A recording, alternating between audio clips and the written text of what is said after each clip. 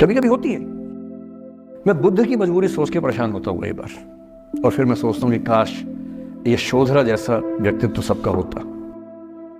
बुद्ध की रियल कहानी क्या है शायद किसी को नहीं पता। मैं जिस कहानी की बात कर रहा हूँ, मैथिली शरण गुप्त नाम के एक बड़े प्रसिद्ध कवि ने यशोधरा नाम की पुस्तक में वो कहानी लिखी है, भूमिका में जिक्र किया। बुद्ध बचपन से ही थोड़े से वैरागी किस्म के व्यक्ति थे। उनकी कुंडली देख एक ज्योतिषी ने बताया भी था। माता पिता बहुत परेशान थे, शुद्धोदन उनके पिता का नाम था। माता पिता ने बहुत कोशिश की कि इस बच्चे का मन विरक्त ना हो। अच्छा महल बनवाया, सारी सुविधाएं दी।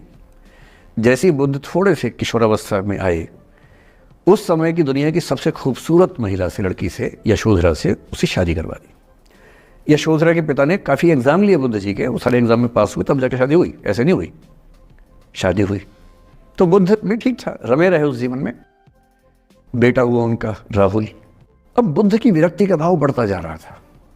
29 साल की उम्र के आसपास ऐसा हुआ कि उन्होंने एक मृत व्यक्ति को देख लिया, एक बूढ़े को देखा, एक भिखारी को देखा, एक बीमार को देखा।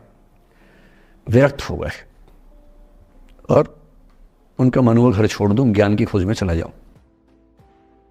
अब ज्ञान की खोज में जाएं, उनको पता है कि भाई मेरी पत्नी भी है, मेरा बेटा भी है, राज्य भी है, कैसे छोड़ दूं? छोड़ना जरूरी है। अंदर की आवाज है कि छोड़ो, तुम इस चीज के नहीं बने हो, तुम्हारा स्वधर्म कुछ और है। बाहर की जिम्मेदारी है कि छोड़ नहीं सकते। मैं अनुमान करता हूं कि बुद्ध ने शायद अपने पिताजी से कहा हो कभी कि पिताजी मैं बहुत परेशान हूं, छोड़ना चाहता हूं। तो पिता ने समझा बुझा के मना किया होगा कि बेटा शोभा नहीं देता, ऐसा मत करो। हो सकता है पत्नी से भी बात की हो, पत्नी ने भी कहा हो कि ये क्या बात हुई, हम सबका जीवन तुम पे टिका है, बच्चा अभी बिस्तर से भी नहीं उतरा है, अभी तो चलना भी नहीं शुरू किया है, तुम ऐसी बात कर रहे हो। इसका जिक्र नहीं मिलता इतिहास में कि ये बात हुई कि नहीं हुई। और एक दिन बुद्ध ने तय किया और वो आधी रात को पत्नी और बेटे को सोता हुआ छोड़ के चले गए। इसको बौद्ध परंपरा में महाभिनिष्क्रमण कहते हैं, बुद्ध का अपने घर से निकल जाना। अब बुद्ध चले गए, लेकिन मैथिली शरण गुप्त यशोधरा के पर्सपेक्टिव से बुद्ध को देख रहे हैं। यशोधरा बहुत परेशान है, भाई पति चला गया है, बच्चे का पिता चला गया, मजाक थोड़ा है। राजा परेशान है कि उनका उत्तराधिकारी चला गया है। यशोधरा इतनी परेशान है, बहुत लंबे समय तक छंद आते रहते हैं कि वो कितनी बेचैन है, कितनी परेशान है। लेकिन यशोधरा की सबसे बड़ी परेशानी इस बात से नहीं कि बुद्ध चले गए, इस बात से है कि बिना बताए चले गए, भरोसा नहीं किया। और वो अपनी सहेली से कहती है, सिद्धि हेतु स्वामी गए, यह गौरव की बात। मुझे गर्व है कि मेरा पति इतने महान काम के लिए गया है। सिद्धि हेतु स्वामी गए, यह गौरव की बात, पर चोरी चोरी गए, यही बड़ा व्याघात। सखी सखी वो मुझसे कहकर जाते, कह तो क्या वो मुझको अपनी पथ बाधा ही पाते, क्या मैं रास्ता रोकती उनका? उसके मन में ये मलाल है कि बिना बताए चले गए। वो इस भाव को लेट गो नहीं कर पा रही है, परेशान है। फिर बुद्ध को ज्ञान मिला 6 साल की तपस्या के बाद, बोधगया में बोधि वृक्ष के नीचे ज्ञान मिला। बात फैल गई।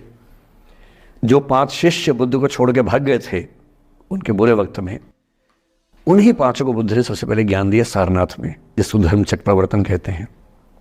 बुद्ध की ख्याति बढ़ने लगी।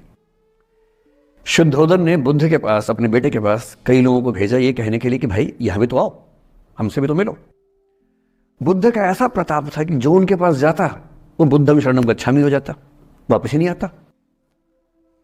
तो फिर शुद्धोदन ने बुद्ध के बचपन के एक दोस्त को ये कह के भेजा, भैया मैं जानता हूं तुम वापस नहीं आओगे, पर प्रभावित होने से पहले बोल देना कि पापा याद कर रहे थे।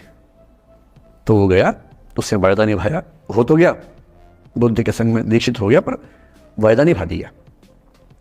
तो बुद्ध ने कहा जरूर जाऊंगा, पिताजी की आगे तो जाऊंगा ही जाऊंगा। बुद्ध पहुंचे अपने कपिल वस्तु, जो अपना इलाका था वहां पहुंचे। पूरे कपिल वस्तु में, नेपाल सिद्धार्थ नगर से नेपाल जाएंगे तो नेपाल बॉर्डर पे कपिल वस्तु है। मैं देखने गया था वो जगह जहां बुद्ध पैदा हुए थे, बड़ा सुंदर स्थान है, आप भी जाके देखेंगे अभी। तो बुद्ध पहुंचे रात को, एक धर्मशाला में रुके। अब वहां हल्ला मच गया कि राजा का बेटा धर्मशाला में। बुद्ध ने कहा भाई मैं देखो राजा का बेटा बन के नहीं आया हूं, मैं बुद्ध बन के आया हूं। सुबह उठ के भिक्षा मांगने लग गए उस इलाके में, अपने ही पिता के राज्य में। पिता ने सिर पीट लिया कि भाई क्या कर रहे हैं। फिर बुद्ध ने सूचना भिजवाई कि मैं बुद्ध हूं, बेटा हूँ संयोग से, ठीक है, मैं आ रहा हूँ मिलने के लिए, पर मैं बुद्ध होके आया हूँ, मेरी चर्या है, नियम है, मैं भिक्षा से ही जीवन जीता हूँ अपना। ठीक है, पिताजी ने कहा चल कोई बात नहीं।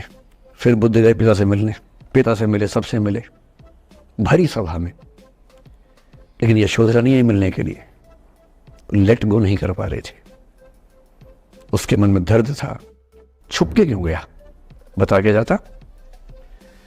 बुद्ध ने पूछा पिता से कि यशोधरा कहाँ है, तो बोले कि वो कह रही है कि अगर बुद्ध मिलना चाहेंगे तो खुद ही मिलने आएंगे मुझसे, मैं क्यों जाऊंगी भाई, आत्मसम्मान भी तो कोई चीज़ है, मैं क्यों मिलने जाऊंगी। तो बुद्ध मिलने गए। सोचिए कमरे में यशोधरा बैठी है, राहुल साथ में। अब राहुल थोड़ा सा बड़ा हो गया है, 6-7 साल का है। बुद्ध गए हैं। अब आपके मन में आ रहा है कि बुद्ध वहां जाके बोलेंगे सॉरी मैंने गलत किया, I hurt you, I really feel sorry. बुद्ध है वो बुद्ध, वहां जाके क्या बोल रहे पता है, भिक्षाम देहि, भिक्षा दो। और यशोधरा कितनी महान महिला रही होगी, उसने अपने बेटे का हाथ बाप के हाथ में दे दिया। लेट गो का इससे महान उदाहरण दुनिया के इतिहास में नहीं है कि चलो आखिर तुमने आके झुक के कुछ मांगा तो सही। उसकी जितनी ईगो थी, अहंकार था, सब विगलित हो गया। और जो औरत परेशान थी कि मुझसे बिना बताया गया, उसने अपने बेटे को दे दिया कि इसको लेके जाओ, क्योंकि मैं जानती हूं कि तुम महान काम कर रहे हो, और तुम महान काम कर रहे हो तो मैं क्यों बीच में आऊंगी भाई। मेरा पति महान काम कर रहा है तो मुझे खुशी होनी चाहिए, और तुम्हारी उस खुशी में मैं क्यों पीछे हटूं। बस मुझे भरोसे में लेके जाते तो और खुश होती। जब भी कोई व्यक्ति गौतम बुद्ध के संघ में शामिल होता था तो बुद्ध उसे सबसे पहले शांत रहने के लिए कहते थे। ध्यान की अवस्था में जाने से पहले उस भिक्षु को शांत रहना सिखाया जाता था। आज के दौर में हर तरफ सॉरी शोर है, इसकी वजह से दिमाग में तनाव पैदा होना लाजमी है। ऐसे में अगर आप हर रोज कुछ देर मौन रहने का अभ्यास करते हैं तो इससे आपके तनाव पैदा होने वाले हार्मोन के लेवल में कमी आती है। इससे आपका दिमाग शांत होता है, गुस्सा नियंत्रित रहता है और तनाव बढ़ाने वाले हार्मोन्स का लेवल घटता है। आज के इस वीडियो में हम जानेंगे कि किन मौकों पर हमें शांत रहना है और किन मौकों पर हमें बोलना है, और शांत रहने से हमारे अंदर क्या बदलाव आ सकता है। दोस्तों, संध्या काल का समय था। गुरु अपने सभी शिष्यों को बुलाते हैं और कहते हैं, कल सुबह सब लोग नदी में स्नान करने के बाद तुरंत हमारी कुटिया के सामने उपस्थित हो जाना। सभी इसी से हैरान रह जाते हैं कि हम लोगों ने कुछ गलती की है क्या, लेकिन गुस्से से यह कहते हैं कि हो सकता है कि गुरुजी कल सुबह कुछ अच्छी बात बताने वाले हैं। सब लोग रात को सही समय पर सो जाते हैं और सुबह उठकर सभी लोग नदी में स्नान करने के बाद वापस गुरुजी के सामने उपस्थित हो जाते हैं। गुरु कहते हैं, आज हम तुम सबको चुप रहने के फायदे के बारे में बताऊंगा। गुरु कहते हैं, 10 मौके जहां पर चुप रहने से होता है लाभ और बोलने से नुकसान। गुरु कहते हैं, अगर आप इन 10 मौकों पर शांत हो गए यानी मौन हो गए तो आप जो चाहेंगे वही मिल जाएगा। आपकी जिंदगी में चमत्कारिक बदलाव शुरू हो जाएंगे। जरूरत से ज्यादा बोलना या चुप रहना दोनों ही अच्छी बात नहीं है। जैसे जरूरत से ज्यादा बारिश